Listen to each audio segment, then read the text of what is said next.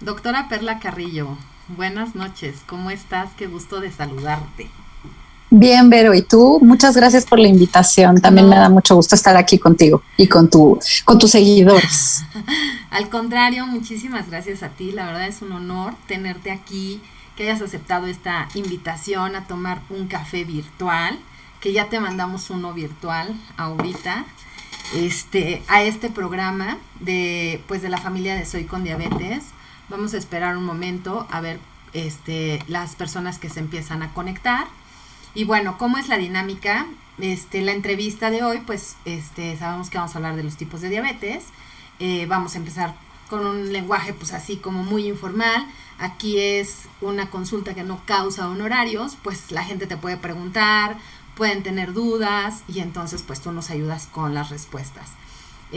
Algo súper importante es que pues la gente que escuche o vea este programa, que no sabemos hasta quién y hasta dónde vaya a llegar, pues que entiendan y comprendan los conceptos que tú como médico nos puedes aportar y pues sobre todo nos puedes sacar de la duda, ¿sale? ¿Cómo has estado? ¿Qué es Perfecto. esta pandemia? ¿Cómo te ha ido en esta onda Ah, virtual? pues la verdad es que ha sido sumamente enriquecedor. A mí me gusta mucho, me estoy haciendo adicta a aprender a través de esta vía y llegar hasta el último rincón del planeta en términos de aprendizaje. La oportunidad de conectar con muchas personas, con Exacto. más de las que podrías imaginar y de conocer muchos puntos de vista. Entonces eso creo que como humanidad nos va a impactar de manera positiva. Algo bueno tiene que salir de todo esto. Exacto, exactamente. Bueno, pues ya tenemos aquí algunos followers que se empiezan a conectar. Bienvenidos a todos, a los que se empiezan a conectar. Y bueno, vamos a presentarles a la doctora Perla Carrillo González. Ella es médico cirujano egresado de la Universidad La Salle. Además es médica internista egresada del Hospital Español, donde, si me lo permite, doctora, pues ahí está su consultorio. Endocrinóloga Sí. egresada del Centro Médico Nacional 20 de noviembre y además es maestra en ciencias del Instituto Politécnico Nacional. La doctora se dedica a la labor social, asistencial, perdón, en ámbito público y privado, y además es maestra o docente en pregrado de La Salle, ¿por qué no? Y en posgrado de la UNAM. Entonces, pues como ustedes se darán cuenta, tenemos una eminencia aquí enfrente, la doctora Perla Carrillo, que insisto, me da muchísimo gusto y me siento muy honrada de que esté con nosotros en Soy con Diabetes. Y bueno, pues hoy me gustaría tocar el tema de los tipos de diabetes. Y bueno, pues vamos a hablar de esto porque ahorita, platicando con ella antes de entrar al programa, pues coincidíamos en que muchos pacientes llegan al consultorio y no saben qué tipo de diabetes tienen. Entonces, pues eso es parte de la información que el médico o el educador en diabetes o la persona que atiende al paciente debe de decirle. Y entonces tú como paciente debes de tener claro qué tipo de diabetes tienes para poder tener el tratamiento correcto. Y bueno, pues si estás de acuerdo, doctora, pues me gustaría que nos explicara pues una breve explicación de lo que es diabetes en general. Ok, esto que acabas de decir es muy importante porque antes de que entremos en tema, considero que cuando uno le dice a una persona que tiene diabetes o que va a tener que vivir con esta enfermedad durante toda la vida, es como si soltaras una bomba.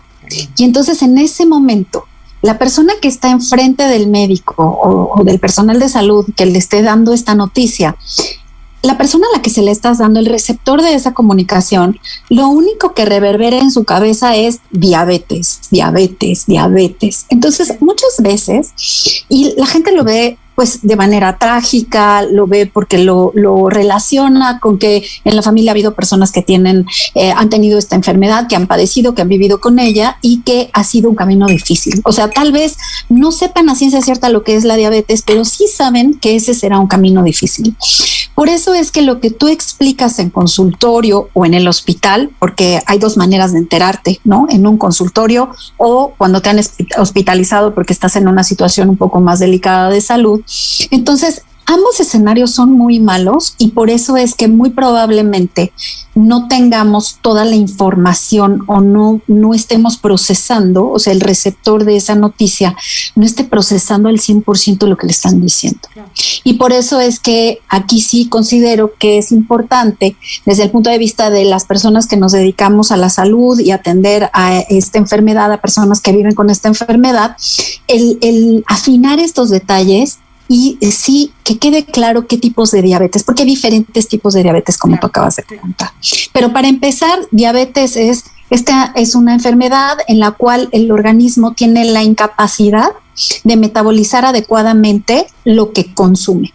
Yo le digo a los pacientes que la glucosa es como si fuera el dólar del cuerpo. Todo lo que comemos se convierte en glucosa, todo absolutamente. Entonces, esa glucosa es la gasolina que le va a dar energía a todas las células de nuestro cuerpo, nos va a dar energía para que para que hagan sus funciones, para que los tejidos se reparen, para que podamos estar al siguiente día mejor y aprovechemos la energía de lo que estamos comiendo.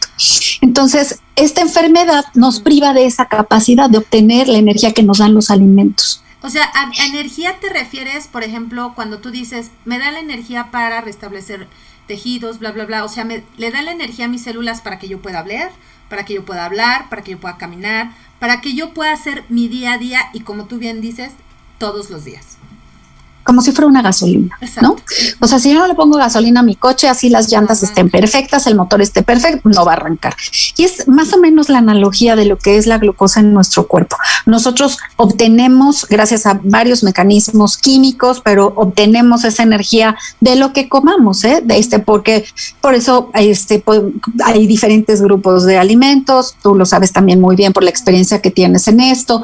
No podemos comer proteínas, podemos comer grasas, carbohidratos, que son como los grandes nutrientes, pero de ahí todo, por eso decía, es como el dólar del cuerpo, porque a final de cuentas todo lo convertimos en glucosa, lo desdoblamos para poder darle al organismo energía. Entonces, la persona que vive con diabetes tiene una de dos problemas: o las células que se encargan de producir insulina, que es la hormona que se encarga de aprovechar la glucosa, o sea, de permitir que esa glucosa que obtenemos de los alimentos la metamos adecuadamente a cada célula para que le dé energía, o esa célula que produce insulina ya no funciona de manera adecuada y ya no produce la cantidad de insulina suficiente, o los tejidos donde se capta la insulina, no están recibiéndola bien. Entonces, cualquiera de estas dos opciones que existen en este universo inmenso de la diabetes es lo que conlleva a que, para que todos lo entendamos bien, que la glucosa se sube en la sangre.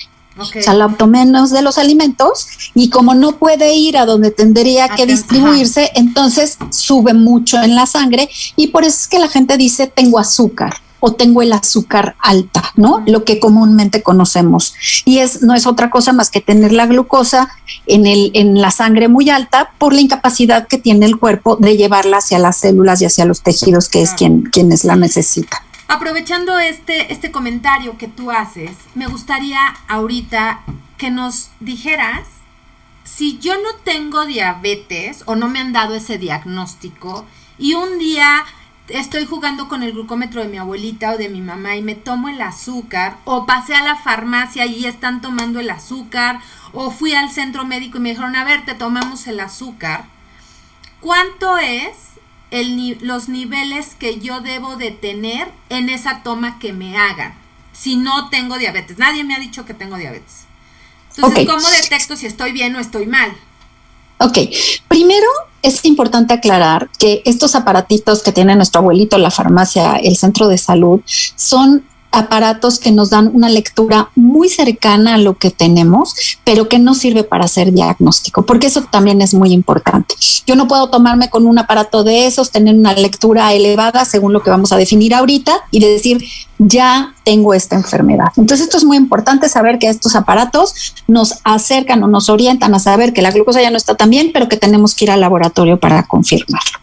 Pero lo que tú me estás preguntando, para ser muy más concisa con esa pregunta, es si yo no he comido nada y estoy en ayuno, yo no debo pasar de 99.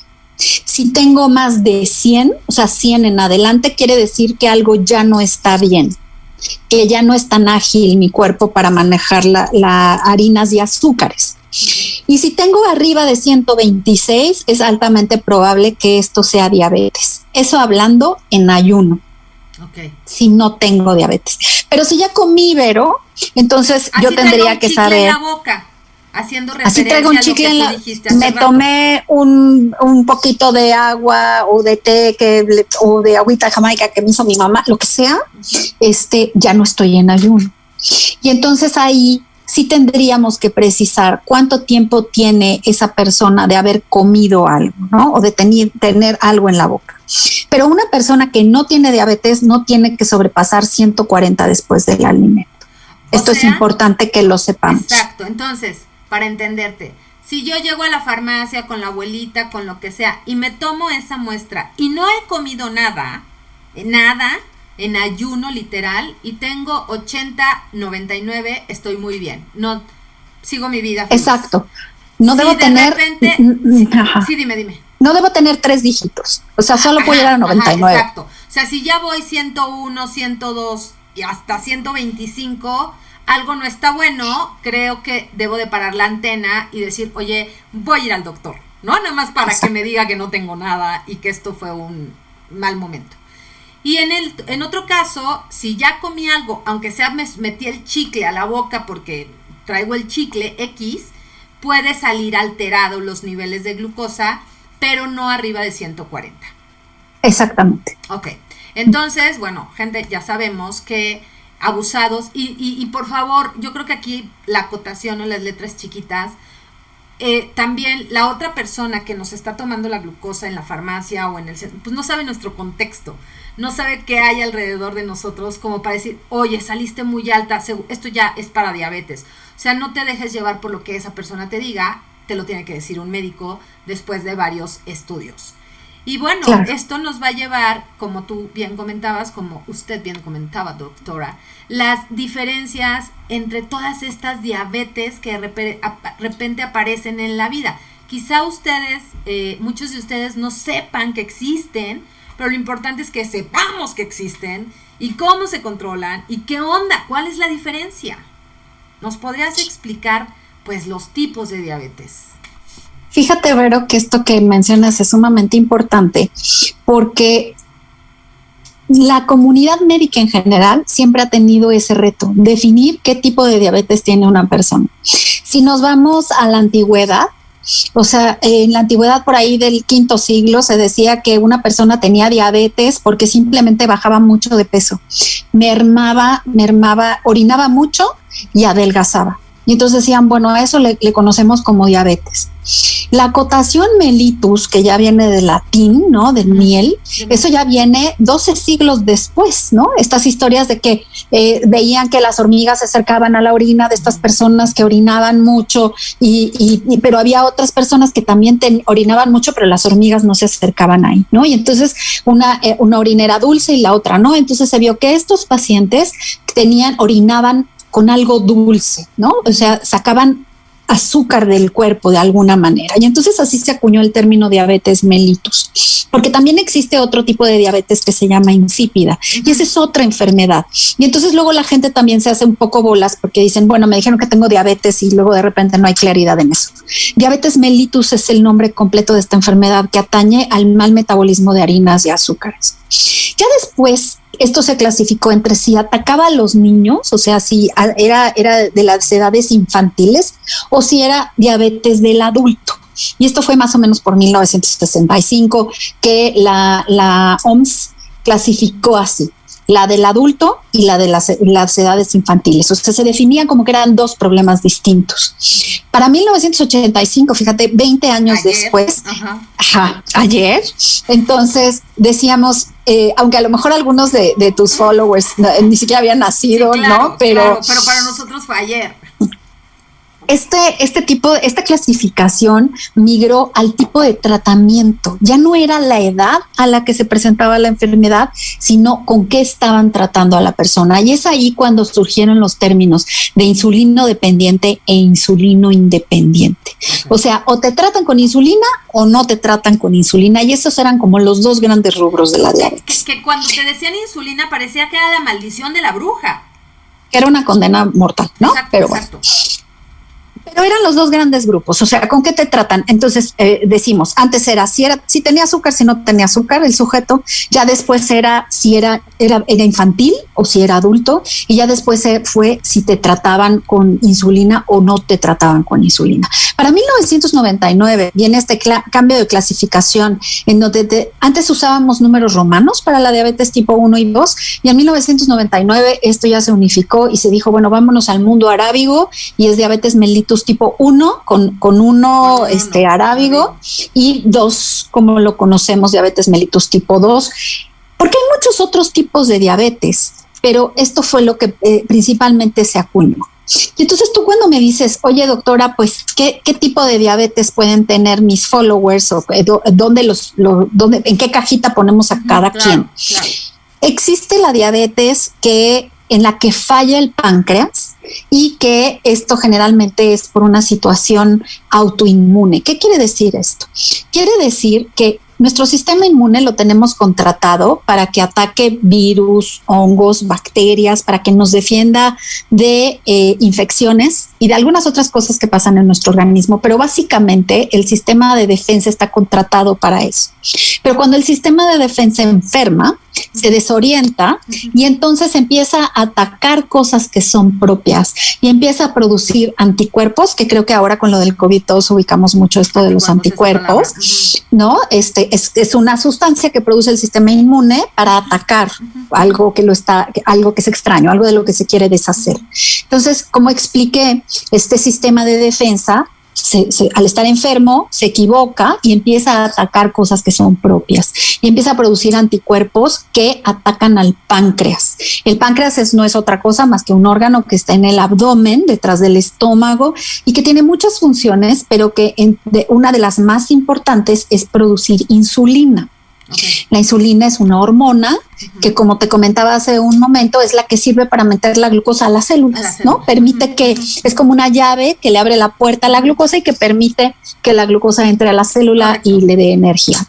Entonces, cuando el páncreas, por estas agresiones, deja de trabajar y deja de producir insulina, entonces eso hace que baje la insulina en el cuerpo y esto se conoce como diabetes tipo 1.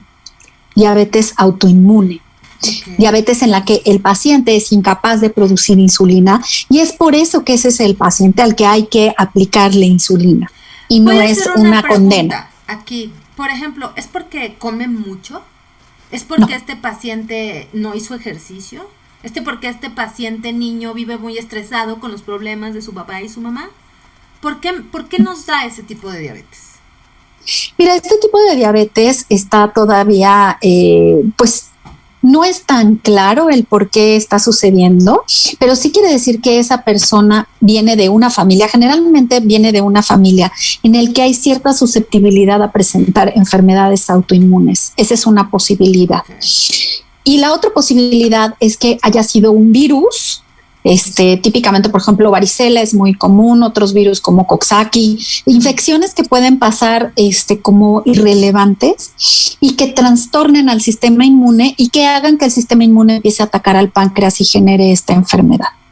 Entonces, pero no es porque haya tomado refrescos, porque solo haya comido papitas o porque no haga ejercicio o porque esté muy gordito. O sea, realmente esa no es la causa de ese tipo de diabetes, la diabetes tipo 1 o la diabetes que se le conoce como insulinopénica, o sea, se produce poca insulina, ¿no? Muy poquita, que no es suficiente para este fenómeno de abrirle la puerta, ¿no? Recordemos que la insulina le abre la puerta a la glucosa para que entre a las células. Entonces, ese es un tipo de diabetes. El otro tipo de diabetes, estos son dos tipos muy a grosso modo, que es lo que más conocemos. Diabetes mellitus tipo 2. esta diabetes mellitus tipo 2 es la que afecta a un gran número de mexicanos y a un gran número de personas en el mundo, ¿no? Hoy día, pues sabemos que en México más o menos como el 12% de la población está afectada por diabetes tipo 2, o sea, es muchísimo. Y está fuertemente relacionada ahí, Silvero, con la obesidad. Está fuertemente relacionada con la mala alimentación, es decir, comer muchas cosas dulces o muchas cosas con mucha carga de carbohidratos, mucha harina, muchas tortillas, mucho pan. También tiene que ver con el sedentarismo, con que no hagamos ejercicio, con que tengamos estos trabajos de escritorios, que vamos a todas partes en coche, con que ya no nos movilizamos. Y evidentemente hay un antecedente también familiar, o sea, sabemos que es muy frecuente que una persona que vive con diabetes tipo 2 tiene papá o mamá o ambos y tíos y abuelos, y una historia en la que muchas personas en la familia han padecido esta enfermedad. Fíjate que aquí tengo 2 comentarios de Alberto Hernández, es un follower que siempre está con nosotros. Gracias. Y dice, ¿cuántos mitos alrededor? El susto, el bolillo. ¿Y qué decir de la charlatanería en donde te ofrecen dietas, productos, etcétera, milagro, que ofrecen la cura de la diabetes? O sea, es real. Eso es real. Ahora con el temblor, el bolillo para la diabetes, hasta emoticones o cositas para la diabetes de pan te ponen, ¿no? Claro. Esto que acabas de decir. Corrígeme ese mito. ¿Es real? O sea, ¿me debería de comer un pan para ese susto? No, claro que no. Quería que me lo dijera el médico. Gente, no lo quise decir yo. Tenía que decir un médico especialista en esto. Claro que no. Fíjate que hay muchas cosas en las que yo digo, y no solo yo, el pueblo es sabio, pero en esto no. En general, pues no, comerte un bolillo en un momento de esos de crisis, pues evidentemente lo único que va a pasar es que se suba más la glucosa. Y te voy a poner un ejemplo muy característico. Yo siempre en consulta le pregunto a la gente, ¿cómo te supiste diabético? Porque no es lo mismo el escenario de, es que me asaltaron y después del asalto me empecé a sentir fatal, empecé a hacer pipí como loco y me levantaba en las noches y tenía mucha sed y bajé mucho de peso, pero fue el asalto. O secuestraron a mi papá, que digo, desgraciadamente esto también pasa cada rato. Y eso, pero lo relacionas con un evento en el que tuviste que estar en alerta o tuviste una producción de adrenalina muy fuerte, ¿no? La gente o un accidente, cosas así trágicas, ¿no? Algo que recuerdas muy bien como un pivote en tu vida. ¿No? Exactamente, en el momento en el que tu vida cambió y fue hacia otro sentido. Hay otras personas que no, hay otras personas que dicen, generalmente los pacientes que viven con diabetes tipo 1 se enteraron porque llegaron muy graves a un hospital, porque venían sintiéndose mal, por ejemplo, son niños o adultos, y ahorita vamos a comentar este punto, que venían sintiéndose un poco mal, pero no tal vez con el tiempo que da la diabetes 2 a sentirte mal, sino que es una situación en agudo en la que el paciente lo tienen que llevar, su salud merma de manera muy, muy importante y lo tienen que llevar a un hospital porque incluso puede llegar a perder el sentido. Y cuando llega al hospital se entera que ha tenido la glucosa en 300 u otras personas en 400 o en 500 y que han tenido una situación que ha requerido de manejo hospitalario, que ha requerido de manejo con insulina inmediata y de atención, incluso a veces hasta en terapia intensiva. Y eso es porque cada tipo de diabetes se manifiesta diferente, se descara de manera diferente. Aquí los pacientes que tienen tratamiento va a ser diferente dependiendo el tipo de diabetes, ¿no? Así y la es. Atención y la educación yo digo que la educación en diabetes va a depender del paciente que tengo enfrente.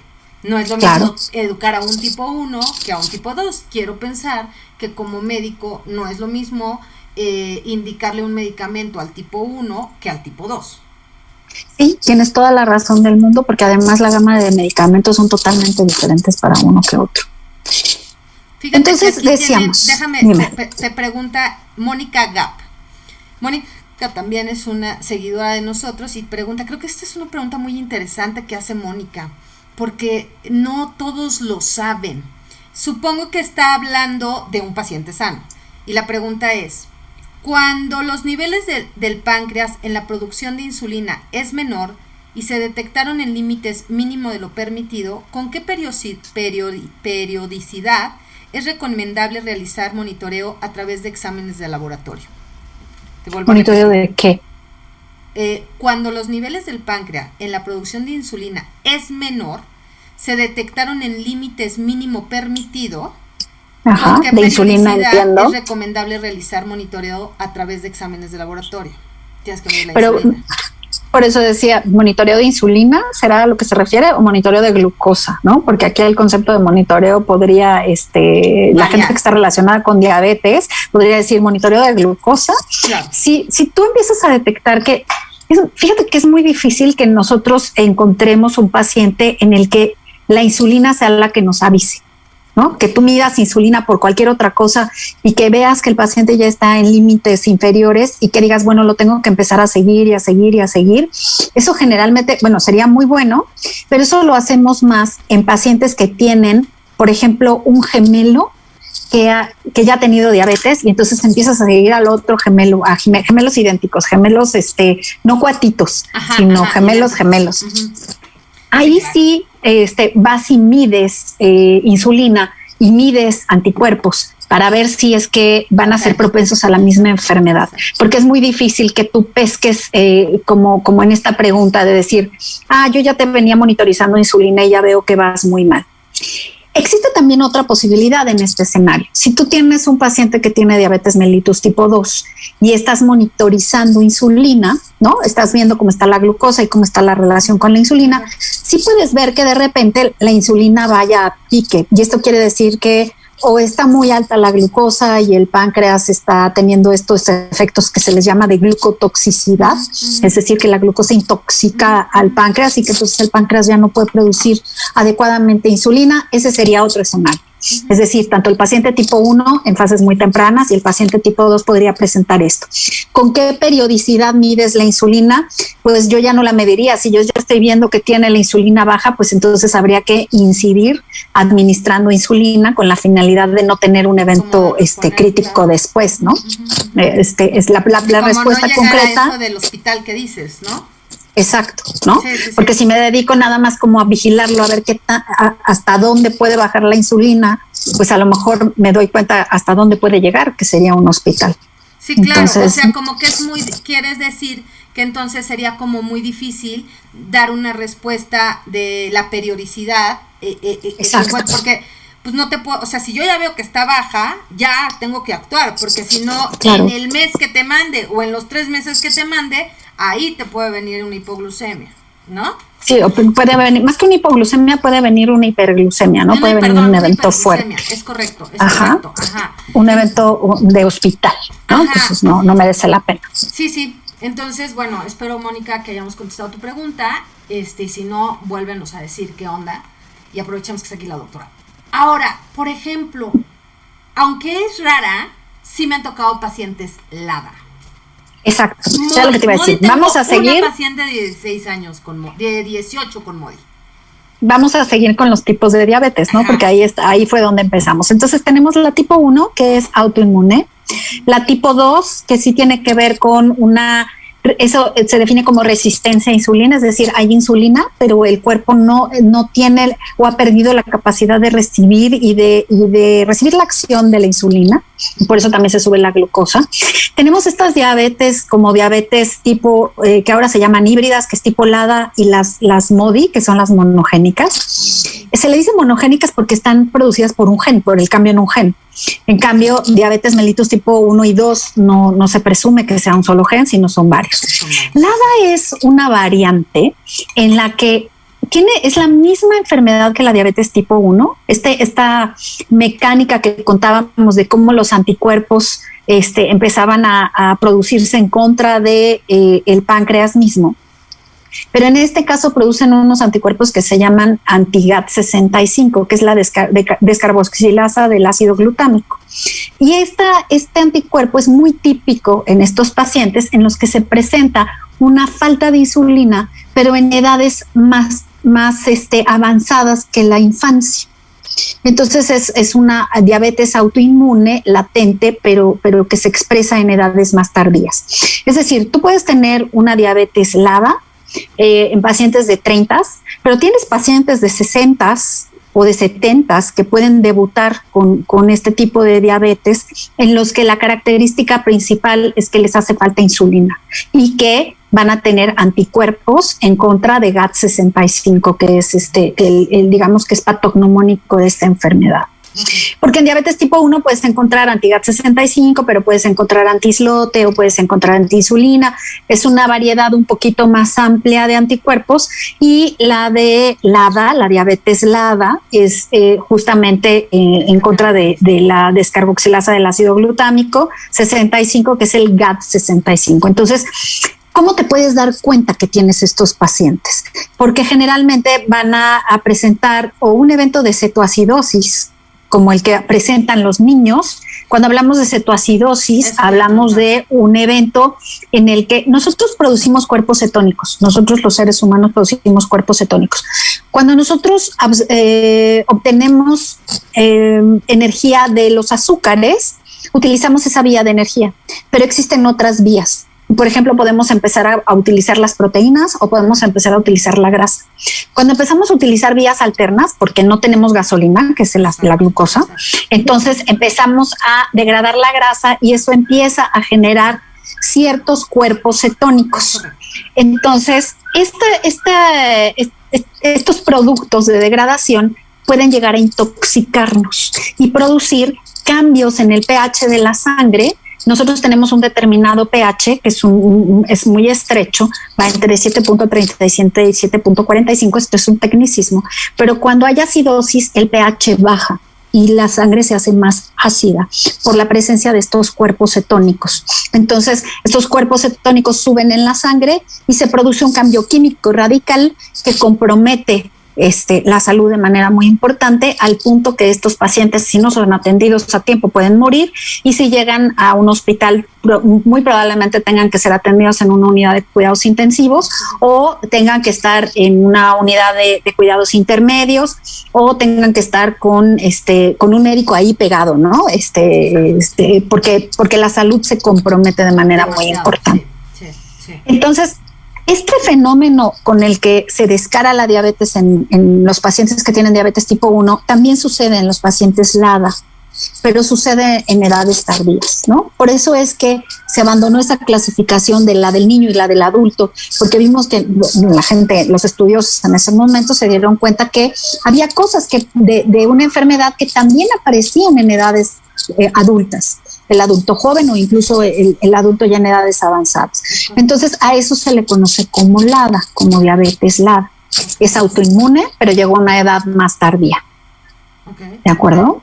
Entonces, tú como médico, cuando te llega un paciente que tiene uno de estos eventos de cetoacidosis, estas crisis que llevan a un paciente a un servicio de urgencias, entonces tú ves que se está comportando, preguntas si ha sido diabético previamente, y si te dice que no, que esta es la primera vez, que no sabía que tuviera algún problema de estos, entonces a ti como médico se te tiene que prender el foco de que muy probablemente sea una diabetes LADA, o aquí viene otra clasificación, otra posibilidad, un diabético tipo 2 que tiene propensión a tener cetoacidosis. Y eso es a lo que a veces la gente le llama 1.5. Okay. Pero no es otra cosa más que un diabético tipo 2 que por alguna situación, una infección, un infarto o ejercicio extenuante, hacer el triatlón, correr la maratón, incluso yo tuve un paciente, un poquito nada más, tuve un paciente que era albañil, pero que en sus días libres estaba reparando algo en su casa y dijo, tengo un día para poner el piso de la cocina y los baños. Y entonces apuró. Entonces imagínate, ese ejercicio extenuante para esa persona hizo que aunque era una diabetes tipo 2, inició o se descaró con una cetoacidosis diabética. Entonces, cuando tú eres un médico que estás enfrente de un paciente en un servicio de urgencias, y no es un niño, pero tiene estos eventos de cetoacidosis, tú dices, bueno, o es LADA o es un paciente tipo 2 que tiene propensión a hacer este tipo de cosas, ¿no?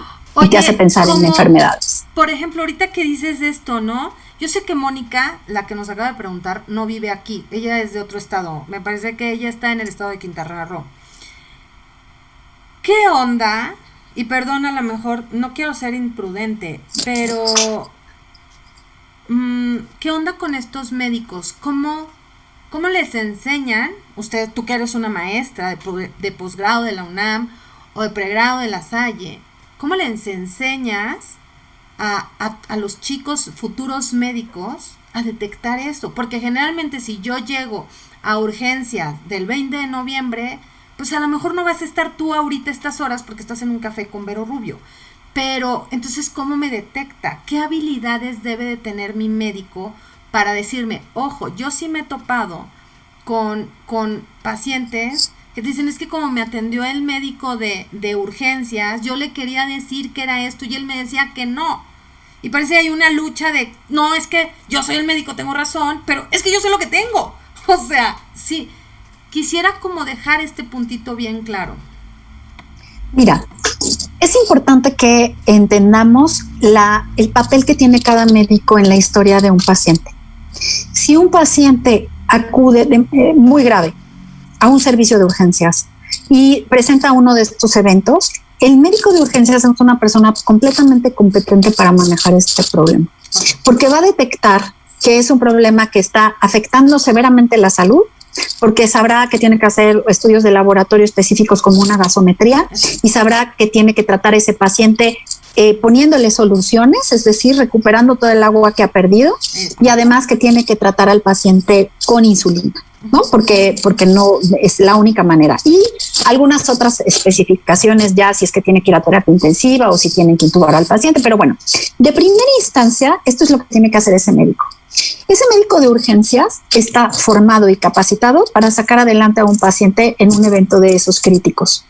Pero no es su prioridad definir qué tipo de diabetes tiene esa persona. Ok, súper importante. Su prioridad es salvarte la vida.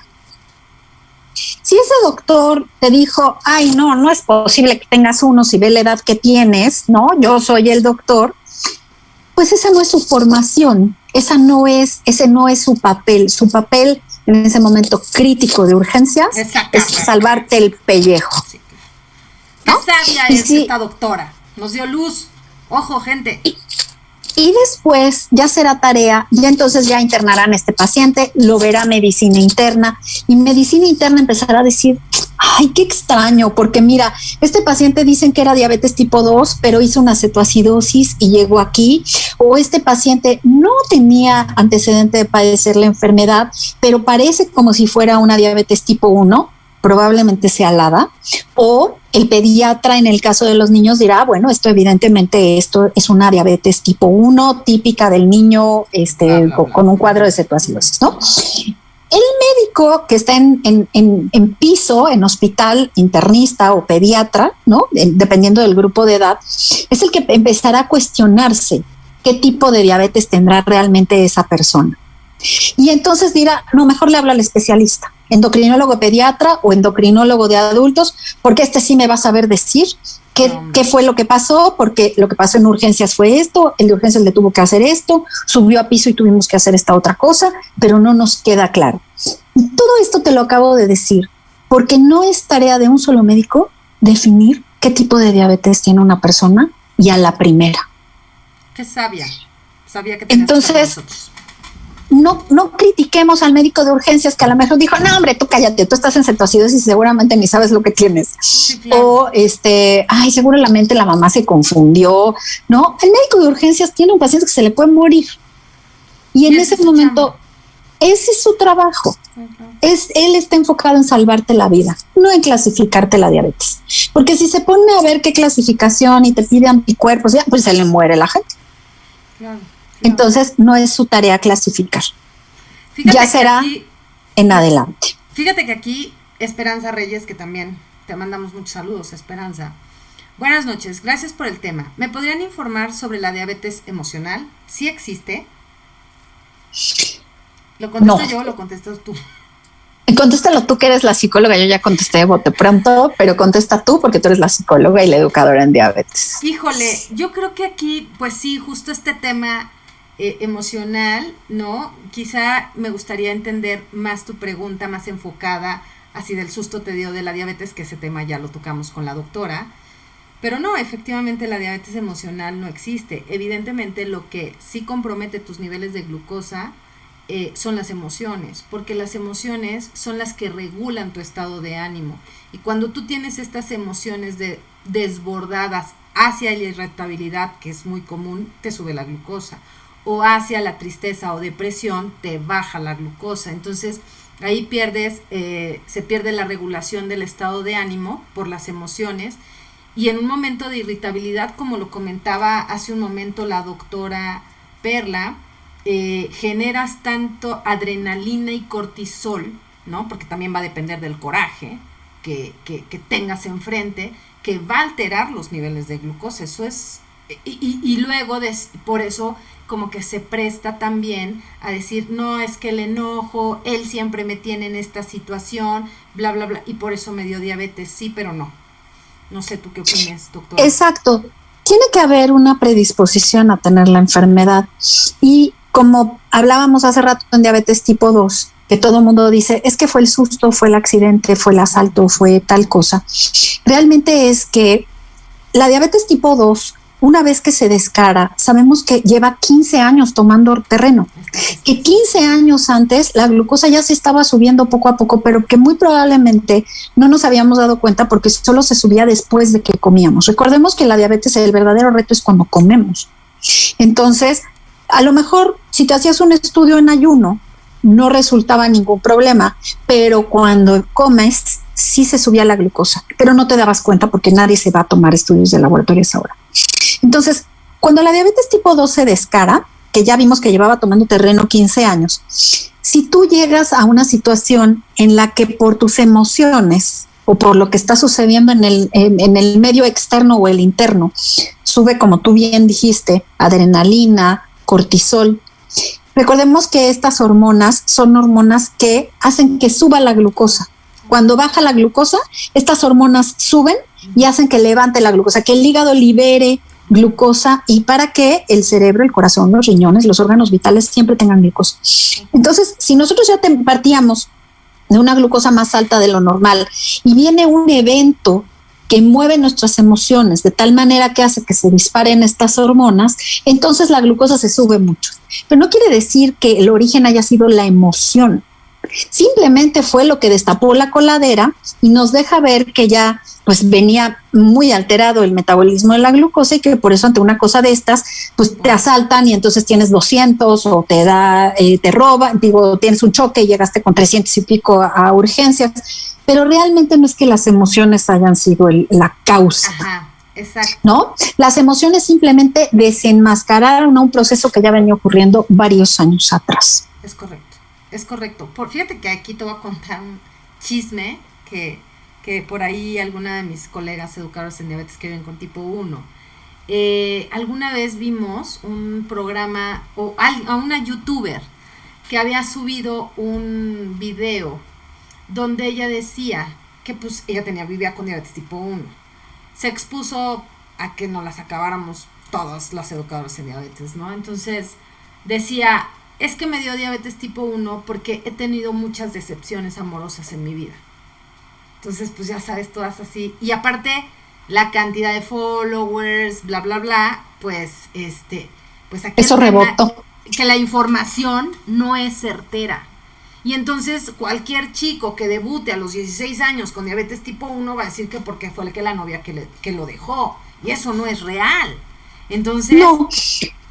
No es real y recordemos que el sistema inmune también está relacionado con las emociones. Claro. Pero digamos, no quiero menospreciar el contexto emocional de los pacientes, por supuesto que no, pero sí las emociones solo ayudan a, de verdad, destapar esa cloaca y dejar que todo lo que se venía cocinando allá adentro nos demos cuenta que estaba ahí. Claro. Entonces, la causa no son las emociones. Había otras causas subyacentes y cuando algo prende la mecha y hace que suba aún más la glucosa por mecanismos hormonales, pues es cuando nos damos cuenta de la enfermedad, pero no es que esa haya sido la causa. La causa, que también aquí me gustaría hacer otro comentario. Es ya una vez que tenemos el diagnóstico de diabetes, tanto 1 como 2, las emociones también influyen en este control. Te he de contar que había una chica con diabetes tipo 1 que ese día en la tarde me habla, Vero, tuve examen final y me estresé tanto, la maestra no me dejaba inyectar, tenía 400, me tuvieron que sacar y mi examen final no lo pude hacer, me lo van a hacer la semana que entra. Entonces sí pasa que en un momento de miedo, que generas ansiedad, que otra vez volvemos al sistema endocrino, las hormonas contrarreguladoras entran en acción, pues sí, no hay insulina que te alcance. Perdón, o sea, si es una mujer, doctora, violentada en su casa, que vive con diabetes tipo 2 y el marido llega y la golpea, todos los días, ¿en qué momento quieres que se le controle la glucosa? Entonces es ahí cuando dices, mejor ve a terapia. Y a veces no es algo tan adverso. Fíjate, tengo una paciente con diabetes tipo 1 que la conozco desde que tiene 12 años y ella ahora tiene 30 años. Y entonces ella me decía, doctora, ¿me puedo embarazar ya? Porque ya está formando una familia, ¿no? Ya tiene una pareja y ya están pensando en tener hijos. Y le dije, es un extraordinario momento porque a ti estás muy bien controlada, es una persona sumamente disciplinada pero cuando presentaba exámenes no había poder humano que la controlara. O sea, tú veías perfectamente cómo ella era muy religiosa con su automonitoreo y veías cómo la glucosa de plano tuviste examen, ¿no? Yo le decía, tuviste examen. Sí, claro, y la mamá asentía. Entonces le dije, ojo, no se te ocurra meterte a estudiar una maestría o hacer algo ahorita si es que estás pensando embarazarte, porque sabemos que la carga académica y cuando tú te enfrentas a un examen, es ahí cuando la glucosa se sube. Entonces, si tienes planes de embarazarte, como ya sabemos que eso sucede, entonces ahorita nada más no estudies para que no te hagan exámenes y para que todo esto pueda fluir. Porque sí es cierto que las emociones pues te ponen piedras en el camino. Entonces, para contestar esto, ¿existe la causa emocional? No existe una clasificación de diabetes emocional, no existe esto en la clasificación de la OMS, pero sí las emociones tienen mucho que ver para desenmascarar la enfermedad y que la diagnostiquemos o para que una vez diagnosticada pues sea difícil de controlar, ¿no? En algunas situaciones. Ahora, si yo me pongo ansioso y me da por comer galletas, cuando me pongo ansioso, bueno, pues o sea, es la respuesta hormonal y encima lo que como, ¿no? Por ansiedad. Que también eso sucede y eso no es tan emocional, ¿no? Eso es lo que yo hago para compensar las emociones. Yo creo que eso es fundamental y eso, como decíamos la doctora y yo en un principio, ¿no? El acto de contrición que me explicabas hace un ratito. Solo tú sabes qué te comiste, solo tú sabes cuánto te comiste y pues tú vas a lavar tus culpas, ¿no? A mí me puedes decir tu dieta de revista y yo no me como nada, pero realmente vivo en una ansiedad terrible y mientras unos salen de compras, otros comen, ¿no? Entonces, pues bueno, eso es al final de cuentas como esta clasificación de la diabetes. Ahora, hablabas de la diabetes MODY, pero porque ahí seguíamos. MODY es una diabetes monogénica en la que o hay un problema en la producción de insulina, o sea, en la célula beta del páncreas, o hay un problema en el receptor. Pero estas son alteraciones de un solo gen, por eso se llaman diabetes monogénicas. Es una proporción muy baja de este tipo de diabetes. Se sospecha en familias en las que ha habido varias generaciones de diabéticos que han tenido diabetes en las que no tienen demasiadas complicaciones y también te orienta a el hecho de que tú manejas con insulina al paciente y con otros tipos de tratamientos que utilizamos ahora y que no se controlan. Y que entonces te vas a los tratamientos convencionales con un grupo de medicamentos que se llaman sulfonilureas, que todos conocemos, la glimenclamida, la glimepirida, y que se controlan bastante bien. Hacemos este diagnóstico inferencial porque no tenemos tanto acceso al estudio genético. Entonces, como clínico, ese estudio es caro, es muy caro. Y generalmente o ya lo tiene otro familiar o puedes conseguir este estudio, pero no es algo que sea sumamente accesible. Como una toma de sangre de estoy embarazada o no estoy embarazada, no. Incluso la de los anticuerpos anti-GAT65, ¿no? No es barato, pero es mucho más accesible que un estudio genético para este tipo de diabetes monogénicas. Entonces ahí sí volvemos a lo mismo. No es tarea del médico de primer contacto, o sea, el médico de colonia o el médico de farmacia, o sea, no es tarea de ese médico. Muchas veces tampoco el internista o el médico familiar puede llegar a esa conclusión. Es más bien tarea del endocrinólogo llegar a esa conclusión, ¿no? Y muchas veces es inferencial, ¿no? O sea, no es directamente por un estudio genético. A veces sí tenemos que llegar a eso y lo hacemos. Sí, claro. Pero no son tan comunes. Por eso la gente como que dice MODY, a lo mejor no he escuchado ese nombre, pero habrá personas que sí lo hayan escuchado, y son estos tipos de diabetes monogénicas que se llaman. Y para seguir y poder terminar con la clasificación, están la diabetes gestacional. La diabetes gestacional, que son mujeres embarazadas que no se conocían diabéticas previamente y que durante el embarazo existen personas que tienen ya mayor riesgo a padecer diabetes gestacional, y hay otras personas, y tu médico te dirá cuándo es el mejor momento para hacer el diagnóstico. El diagnóstico se hace mediante una curva de tolerancia a la glucosa. Es decir, te dan una bebida azucarada en la que ya sabemos cuántos gramos de glucosa tiene, son 75 gramos, y se mide cuando llega la paciente, se le da esto a beber en menos de 5 minutos y se mide 30, 60, hasta 2 horas, ¿no? Y tenemos ya mediciones estandarizadas para determinar esto, y es ahí cuando sabemos si es que esta mujer ha desarrollado diabetes gestacional. Esto es porque las hormonas que se producen en el embarazo, específicamente el lactógeno placentario, que es una hormona de la placenta, generan, esto es muy sabio, el ser humano era nómada en un principio. Entonces la mujer embarazada pues podía caminar y caminar y caminar sin encontrar comida. Entonces este lactógeno placentario permitía que se generara glucosa a partir del hígado por este impulso hormonal que viene de la placenta, para que hubiera glucosa suficiente para preservar al bebé. Claro. Y obviamente el cerebro y el corazón y a la madre, y al bebé. Que hablamos al principio. Esta energía que necesitábamos. Entonces, esto es ancestral, ¿no? Nosotros llevamos siglos en este planeta, pero muchas cosas están como el diseño original. Y esto es este lactógeno placentario que está. No somos como ahora que, tengo antojo de camarones con cajeta, voy a hablar a Uber Eats y que me los traigan, ¿no? Entonces, como no es así, digo, como ahora tenemos la comida de fácil acceso y hay mucho sedentarismo y hay poco ejercicio y las condiciones humanas han cambiado, entonces por eso es que cada vez vemos más diabetes gestacional. Cada vez hay más sobrepeso al inicio del embarazo. Por eso insistimos tanto con las mujeres que quieren embarazarse, que deben de estar en un peso más cercano al ideal, porque el sobrepeso o la obesidad y el embarazo pueden conducir a diabetes gestacional.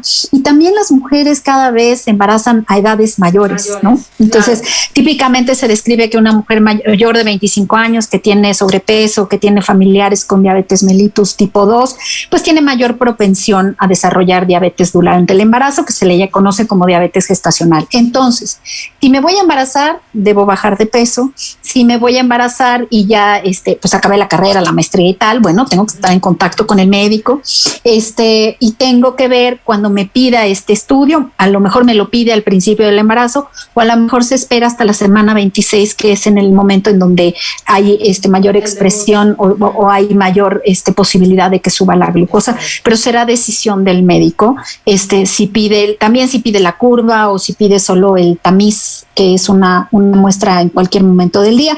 O sea, el médico que esté conduciendo el embarazo es el que va a definir cuál es el mejor momento. Pero el embarazo es un momento en el que puede desenmascararse la diabetes, ¿no? Puede surgir esta diabetes. O una mujer que ya viva con la enfermedad, que ya viva con diabetes y que decide embarazarse, pues hay que tener muchísimo cuidado, porque en el embarazo también puede haber mayor descontrol. Por eso ahora se habla de estas diabetes, ya pusimos en un solo cajoncito a todas las diabetes que tienen que ver con embarazadas. Ahora, ¿no? paréntesis ahí con las embarazadas.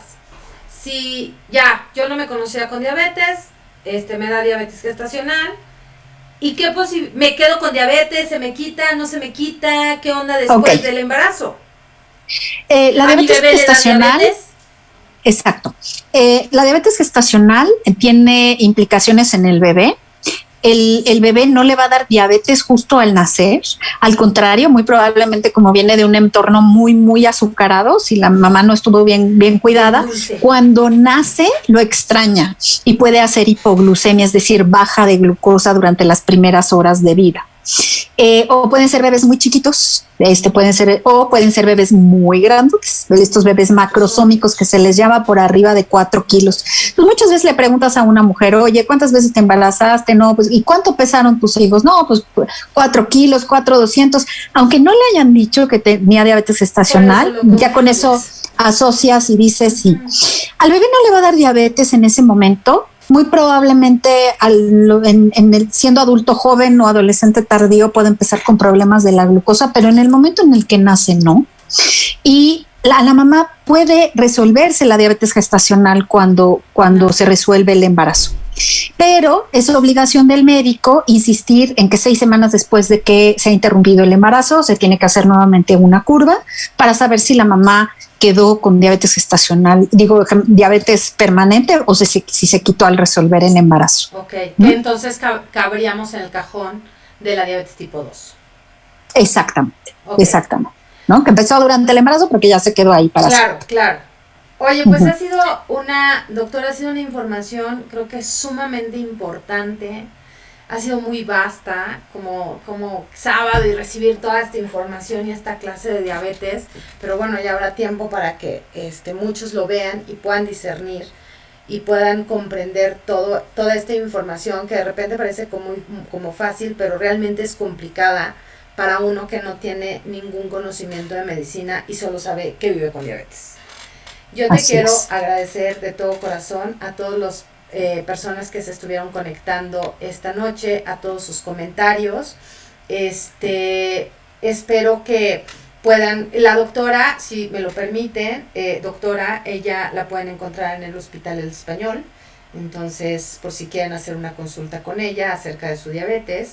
Y bueno, pues algo súper importante es que tengas claro qué tipo de diabetes tienes para ver y saber que tu tratamiento, tu dieta y tu educación sean las correctas. Doctora, yo te agradezco infinitamente esta atención, te mando un abrazo a la distancia y de verdad es increíble todo lo que nos pudiste aportar en estos 56 minutos. Te mando un beso muy grande y muchas gracias a todos. ¿Con qué te quedas tú, doctora? Yo me quedo con la gran necesidad que hay de este tipo de iniciativas como la tuya. Te felicito. Considero que la educación en diabetes está a veces como en solitario, muy abandonada, muy aislada. Hay esfuerzos individuales hermosos como el tuyo, que ojalá puedan reproducirse en más personas, pero esto que tú estás haciendo impacta a muchas personas. Entonces me quedo con esa satisfacción de que hay quien sí se va a ir a dormir con la sensación del deber cumplido. Exacto.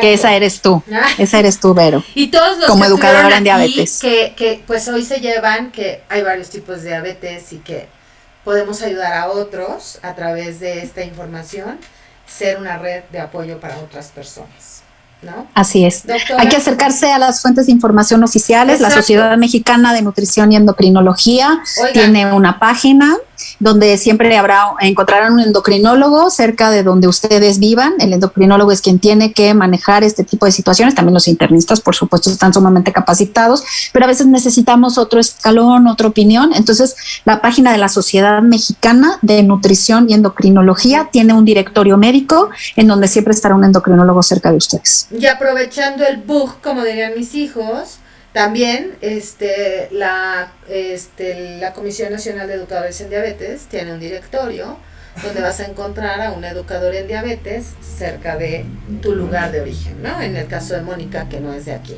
Entonces, pues bueno, les mando un abrazo enorme, deseando que tengan un gran domingo y una excelente semana. Doctora, ha sido un placer estar contigo y nos vemos pronto. Un abrazo a la distancia. Nos vemos muy pronto. Y gracias un abrazo. por el café. Cuídate mucho. Adiós Bye. a todos. Bye.